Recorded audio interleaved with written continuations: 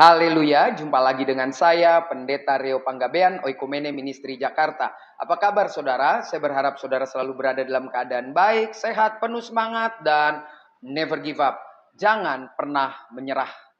Kebenaran firman Tuhan hari ini terambil dari satu cerita di mana Daud mulai memikirkan Salomo yang akan membangun bait suci.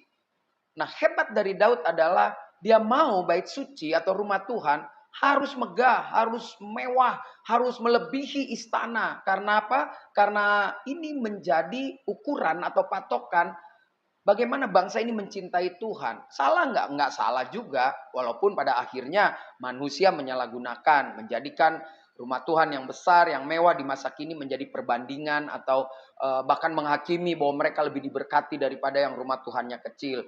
Please jangan sampai kita terjebak akan hal itu. Karena ketika itu belum ada bait suci. Jadi ketika bait suci untuk pertama kali dibangun, dia harus menunjukkan kemegahan, keagungan Tuhan bagi bangsa Israel. Saya bacakan saudara apa yang dikatakan Daud.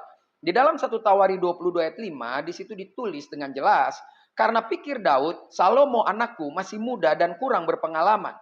Dan rumah yang harus didirikannya bagi Tuhan haruslah luar biasa besarnya sehingga menjadi kenamaan dan termasyur di segala negeri. Sebab itu baiklah aku mengadakan persediaan baginya. Lalu Daud membuat sangat banyak persediaan sebelum ia mati. Daud ini juga sebetulnya mengajarkan kepada kita sebagai orang tua. Persiapkan warisan yang luar biasa buat anak. Tetapi tentu kita tidak bisa menyamakan atau kita harus tahu situasinya. Dia mempersiapkan warisan untuk membangun rumah Tuhan. Nah, kalau kita mempersiapkan warisan kepada anak, tentu untuk membangun pribadi mereka. Yang pertama mengenal Tuhan, yang kedua hidupnya berkarya. Jadi warisan terbaik orang tua adalah memberikan sebesar-besarnya pengetahuan, pengenalan akan Tuhan.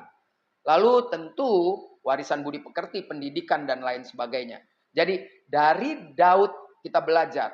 Ketika dia mewariskan anaknya Salomo untuk membangun rumah Tuhan yang megah, mari wariskan kepada anak kita untuk membangun diri mereka di dalam Tuhan. Karena dalam kitab Amsal dikatakan ketika kita mendidik anak kita di dalam Tuhan, maka masa besarnya, masa tuanya dia tidak akan menyimpang. Lalu isi lagi dengan pendidikan, budi pekerti, sekolah dan lain sebagainya. Maka ketika kita meninggalkan dunia ini, kita sudah meninggalkan warisan yang luar biasa bagi keturunan kita. Tetap semangat, bangun bait suci kita secara pribadi yang besar, agar orang melihat ada Kristus tinggal di dalam hidup kita. Saya Pendeta Rio Panggabean, Oikumene Ministry Jakarta. Sampai jumpa pada perenungan berikutnya. Tuhan Yesus memberkati.